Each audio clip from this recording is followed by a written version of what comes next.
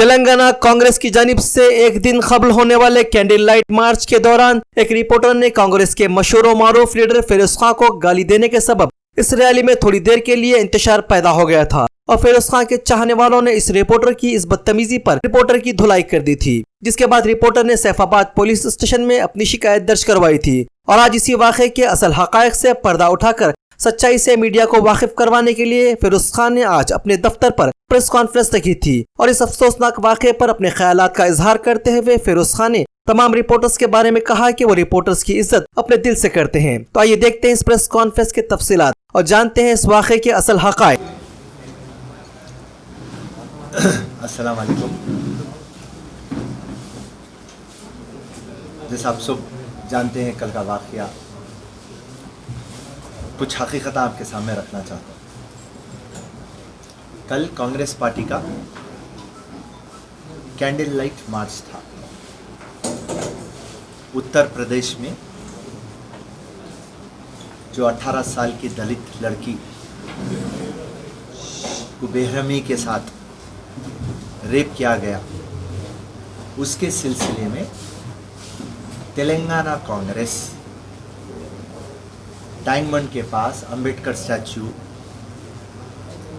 पे candle light march और protest कर रही थी, एहतजाज कर रही थी। जैसा आप पूरे विजुअल्स में देखे होंगे, प्रेस वाले जो सामने थे वो बोल रहे थे कि आपके लीडरों को पीछे भिजाइए, हमारे कैमरेज में वो कैद नहीं हो रहे। और मैं पूरों को पीछे जाओ बोल के बोल रहा था। उसमें एक साहब को मैं धक्का दिया और वो पलट के मेरे को पूछे, आप मेरे को नहीं पहचाने क्या?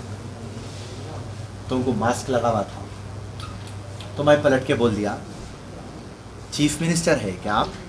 मैं आपको पहचानने के लिए। एंड उसके बाद में इमीडिएटली हमारे कांग्रेस प्रेसिडेंट आए, उत्तम कुमार रेड्डी जी। मैं उनको रिसीव करा, उनको लेके गया और पूरे प्रेस वालों के बीच में से ये जो लड़का है ANI का रिपोर्टर, उन्हें आके उत्तम कुमार रेड्डी को कंप्लेंट देता कि फिरोज खान मिसबिहेव किया रहा है। मैं उसको खींच के बोलता हूँ, आप मेरे छोटे भाई है, इतना छोटा मसला पार्टी प्रेसिडेंट को नहीं बोलना। एंड उसके बाद में जब हमारा प्रोटेस्ट ख़त्म हुआ तो हम अरेस्ट को निकले बाहर। वो टाइम के ऊपर फिर इन्हें मेरे पीछे आता और पलट के, मैं आपके कैमरे के सामने नहीं बोलना चाहता हूँ, एक गाली दे के बोलता कि मैं आपको देख लूँगा। तो जैसा उन्हें गाली दिया, मैं पलटा के उसको जो बोलना है वो बोला। उन्हें 23 में था, मैं भी 23 में आ गया। एंड उसके बाद में जो भी कांग्रेस के कार्यकर्ता है उसको मारने लगे और मैं वहां से बोला कि इसको मारो। यहां तक बात हकीकत है। उसके बाद ये रिपोर्टर साहब सैफाबाद पुलिस स्टेशन चले जाते और मेरे ऊपर केसेस बुक कराते। अब वो क्या केस बुक कराते मेरे ऊपर, आप सुनिए। 147 IPC का मतलब है राइटिंग, 341 रॉन्गफुल रिस्ट्रेन, बोलते उनको हम रोक लिए, 323 वॉलेंट्री कॉजिंग हर्ट, किसी को हम तकलीफ दिए, 504 IPC इंटेंशनल इंसल्ट, इसकी हम इज्जत निकाले, 506 क्रिमिनल इंटिमिडेशन, बोलते धमकी, वार्निंग, 427 डैमेज, नुकसान, 149 अनलॉफुल असेंबली, आप एक जगह जमा हुए पूरे मिलके। चलिए, अब उसके बाद में जो मैं आपके सामने रखना चाहता हूं, जो इंपॉर्टेंट बात, राम गोपाल पेट पुलिस स्टेशन को मेरे को बुलाया जाता और रात के 3 बजे मेरे को एसीपी सर्कल पूरे आके बोलते कि आपको मजिस्ट्रेट के पास प्रोड्यूस करना है।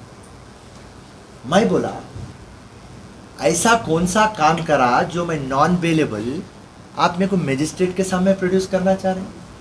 आप इमीडिएटली मेरे को नोटिस दे दीजिए 41 CRPC और मैं वो नोटिस का आंसर 48 आवर्स में देता हूँ, ये कानून है। तो इमीडिएटली ACP साहब मेरे सामने FIR डाले और FIR में एक सेक्शन ऐड होके था जो 147, 341, 323, 504, 506, 427 एंड 149, ये पूरे सेक्शन है 1, 2, 3, 4, 5, 6, 7, ये सातों सेक्शन बेलेबल सेक्शन है। और उसमें एक सेक्शन जिस पे आप तवज्जो देंगे 353, ये क्या है? असॉल्ट और criminal force to deter public servant from discharging of his duty. बोलते कोई गवर्नमेंट सर्वेंट को अपनी नौकरी करना या अपना फर्ज निभाने के लिए कोई रोक रहा। मैं बोला ओके, ये जनरलिस्ट साहब से जो भी होना है हो गई, मगर ये 353 कहां से आया? तो जब मैं FIR कॉपी ले लेके पलटाया तो वहां पे police SI Pramod Kumar Nampally police station के SI से एक स्टेटमेंट रिकॉर्ड करती कि फिरोज खान उसको ढकला, फिरोज खान उसको मैनहैंडल करा। साथ ही साथ M प्रसाद, ये SI सैफाबाद का, इन्हें भी स्टेटमेंट रिकॉर्ड करता कि फिरोज खान उसको ढकला, मैनहैंडल करा। मैं इमीडिएटली DCP साहब को, कमिश्नर साहब को फोन मारना स्टार्ट करा और DCP साहब जो सेंट्रल जोन है वो पहला फोन उठाते और मैं बोलता हूं साहब ये पूरे सेक्शन है, ओके राइट, आप डाले, वो अपन बात कर लेंगे, या आप जो भी नोटिस दिए मैं उसका आंसर दे देता हूं। ये 353 कहां से आया? DCP साहब के पास कोई लफ्ज नहीं, कमिश्नर साहब मेरे से नहीं बात करते। तो इससे क्या स्टेट समझ में आया? ये जो आप लोग इसको हाइप दे रहे, प्रेस प्रेस प्रेस, अरे फिरोज खान कभी भी प्रेस को दिल में रखा, आपकी इज्जत करा, क्योंकि फिरोज खान जो बात करता, जो सच बोलता, जो अपनी सोच रखता, गरीब की आवाज बनता, वो आप आवाम में पहुंचाते। हर टाइम मैं प्रेस की इज्जत करा, मैं ना पार्लियामेंट में हूं ना मैं असेंबली में हूं, मगर फिर भी आप लोग मेरे को अपने दिल में रखे। तो रही बात ये 353 जो आया है, पता चलता मेरे को रात के 5 बजे कि मजिस्ट्रेट के पास प्रोड्यूस करना है, और ये केस के अंदर ओल्ड सिटी में एक छोटी जमात रहती, वो छोटी जमात के एक सदर जो KCR के चेले भी है और एक बंदर भी है। ये बंदर चीफ मिनिस्टर ऑफिस को इन्फ्लुएंस करता और चीफ मिनिस्टर ऑफिस से फोन आता कमिश्नर ऑफ पुलिस को कि फिरोज खान की मकबूलियत कम करिए, फिरोज खान गवर्नमेंट के खिलाफ बहुत बात कर रहा, हर मसले को आवाम के सामने लाके रख रहा।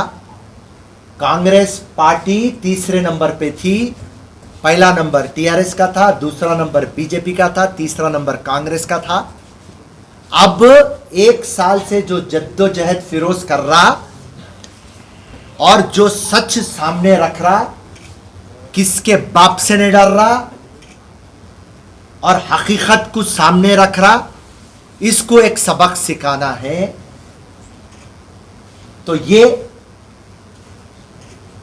इंसिडेंट्स को, ये मौके को कोई और रोटियां सेकना स्टार्ट करा।